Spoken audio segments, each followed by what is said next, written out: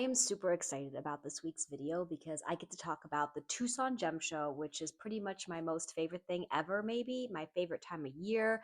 I love to I love all the people that I get to see. I love all the gemstones I get to see, from specimens to fossils to cut stones to beads. Like, it's really, really exciting to see all of that in one place. It's so beautiful. I'm just so inspired, and like, gemstones brings out so much emotion in me. It's just such a magical time. Also, sometimes it just feels amazing that I'm allowed to do this. Like, the buying part of it is so fun and so exciting. It almost feels like it shouldn't be allowed.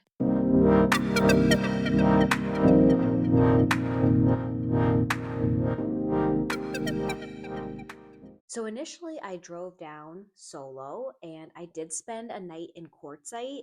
And I'm not sure how I feel about that. I was going because I had heard a lot of things about some of the gemstone trade in Quartzsite, but I think I really kind of missed it. I know it happens really before the Tucson Gem Show starts, and I was kind of even heading down there at the tail end of the Tucson Gem Show. Things were happening, but I couldn't find a lot of good gemstone places. So I decided to just spend a little bit of time out in nature. I worked on the YouTube video and I just walked around and enjoyed being amongst all the saguaros. So that means I got there at about Wednesday afternoon. The first show that I decided to go to was the AGTA show. That's like the trade association show. It's all about colored gemstones. I call it the fancy show. As you may remember, my phrase of the year is decisive action, because I feel like I'm always daydreaming. I have so many plans, I have so many ideas, and I rarely put any of them into practice. I really want to be more action oriented this year, which it is the year of the horse, which is an action oriented year after the previous year, which is the year of the snake, which we've kind of coiled up and like we're ready to pounce now. So instead of kind of being shy, knowing that I wasn't going to actually be doing a lot of buying at this show, most of these stones are way out of my price range. However, I would love to be working with some of these types of materials. It's not even my jewelry skill that makes me feel a little insecure or intimidated. It's actually some of my knowledge and how people interact. I don't make sales that are thousands of dollars, and I don't buy things that are thousands of dollars unless I have a ton of thought. So it's almost unimaginable for me to just be working with regular clients that are dropping thousands of dollars on pieces of jewelry. And I just want to get more used to that, and I want to have more confidence surrounding that. So I decided this year I was going to approach each booth as if I was going to buy something there and just ask a few questions, try to understand it better. Now, don't get me wrong, I did do a little bit of shopping there. One of my favorite businesses for more unique cuts, rare earth gemstones, was there. There's another booth, I don't remember the name of it, but I get a lot of rose cut gemstones there, which is the ones with the flat bottom, and instead of like a domed top, it's a faceted top. Those are probably my favorite stones to set right now. So on day 2, I did jogs. If AGTA is a little upscale, a little fancy, then Jogs is the exact opposite. It is so chaotic at that show. It's also laid out so strange. It's kind of in a cross, but then there's like different, almost like rooms or sections coming off from all of the parts of the cross. So sometimes you just have no idea which direction you're suddenly facing. They're selling everything there, from finished jewelry to the kind of drilled gemstones I use to some of the fancy stuff you'd see at AGTA. There are over 50 shows that are kind of happening, overlapping concurrently, all of that during the few weeks that they call the Gem Show. And each show sells slightly different types of goods. I ended up buying a lot more stones to set here, from cabochons to cut stones to rose cuts. I ended up spending probably half my budget here, maybe even almost 2/3, not just at the show, but between the two shows. And it was almost all stuff that's like stuff that I want to be doing. So it's really going to push me to move into the new things that I want to make, especially all of these rings with the new techniques I'm talking about. I got to figure it out. Part of that was accidental. That's just what I've been the most inspired by, the most excited by. It's really hard for me to buy for projects that I'm not super excited to make in the moment, but it was a little bit on purpose too, because if this is what I'm buying, this is what I'm going to have to use during the year. I do want to take just a second to talk about some of the tools I bring when I do these shows. Something that I always forget, but that I'm so excited I finally remembered this year is my little scale. This is so great because a lot of these set stones that I'm trying to work more in, they sell by carat. If they're $4 a carat, I can weigh the stone. The stone is 3.25 carats, multiply it by 4, and then I know how much the stone is.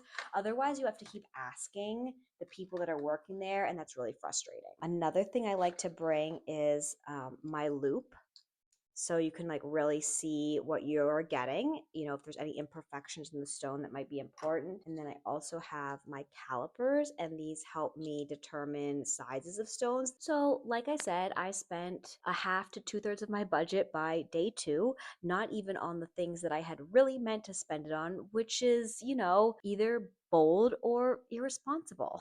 Okay, and then day 3 came along, and there's a nice little energy shift because all my people arrived.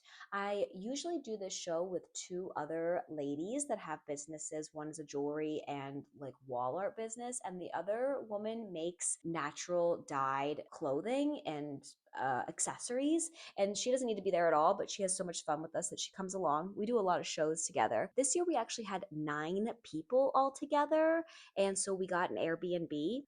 Everyone arrived around lunchtime, so I met them at the African market, which last year I had bought shot plates from the African market. They don't have a lot of stuff here that I can really use, but it's always inspiring and it's very different from the rest of the gem show. So we usually make some time to stop here. And after that, we headed over to Pueblo, which Pueblo I would say is kind of similar to JOGS, and the way that it's like a really weird layout. It's like part in a hotel, but part of the courtyard, part in the hotel rooms. They have everything there also, from specimens to cut stones to beads. It's a pretty eclectic. The main thing I got at this place is the Sonoran turquoise that my customers die over. It is everyone's favorite turquoise, and I get it specifically from this one place. After our first little night, we all set out to the GL&W show, which has traditionally been my most favorite show. It's the one that's at the Holodome. This show also is pretty eclectic, but focuses a lot more on like strand gemstones, like what I traditionally buy, drilled. Sometimes people call them beads. I don't love calling them that. I just like to call them drilled stones. So this is where I really stocked up on the stuff that I use, my bread and butter. I did allow myself a few special strands that I have some ideas for. In fact, let me show you one real quick.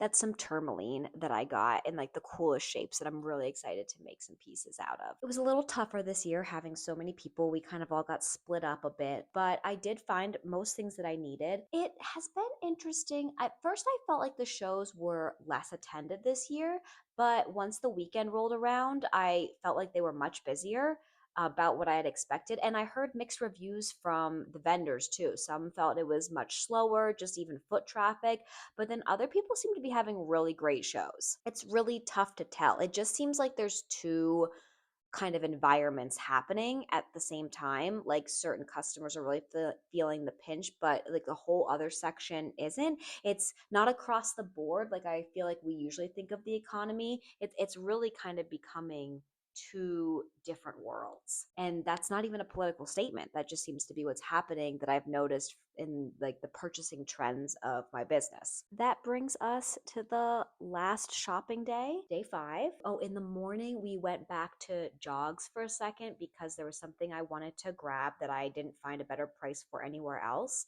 And then we headed over to the 22nd Street show, which I don't often buy much at this show. It's a lot more specimen focus, like how sometimes you see some of those like giant amethyst geodes and wings and stuff. Like this is the kind of show you'll find that stuff at. That night was the Super Bowl, which we did have on in the background, although everyone paid attention for Bad Bunny's performance. And then that took us to Monday. Again, had to make one last stop at one show to grab something I couldn't stop thinking about. And then my boyfriend and I split off from everyone, and we went to the Desert Museum, which is over by Saguaro Park West. It was just a really great and beautiful way to end the whole week. Being out in the desert, it's just I love the Sonoran Desert. I live in the Mojave, also beautiful, but there's something special about some of the plant and animal life in the Sonoran. And after that, we started home, slept under the stars one more night, and I was home by noon on Tuesday. Now I'm playing the most insane game of catch up. I also, I don't think people talk about this enough, but the investment hangover where I'm like so excited and so inspired, but I got so much stuff that I'm incredibly overwhelmed at even where to start. Everyone keeps saying, can't wait to see what you do with everything. And honestly, I can't wait too, because I'm not sure. I spent an incredible amount of money, which happens every year. I have to remind myself this is part of the cycle, but this is the time of year where I work the least and have to put out the most amount of money. And even though it, all kind of evens out and resolves itself by the end of the year, this is always a pretty terrifying time for me. But I'm back and everything is priced and organized, which was so much fun, of course. My stepdad always says it's like organizing my Halloween candy. I have a show this weekend, a couple custom orders to get out. I just honestly can't wait to dig into all the new stones and start working with them. Tell me if you went to the Gem Show. Let me know your favorite thing that you got. What shows do you usually go to? I love connecting with other people about the Gem Show. So let me know. And as always, I would love it if you subscribed. I'd so much appreciate it. I'm trying to give you the channel that I want. Like, I want someone to be more specific and nitty gritty about what they're doing each week in their business. Because sometimes it's just so, how did this person get from here to here? I love following people's journeys and seeing how it all works. So if you want to see how it all works for me, please, like I said, give me a follow, hit the bell icon so you know when the videos come out, because I'm really terrible at doing this on a consistent day.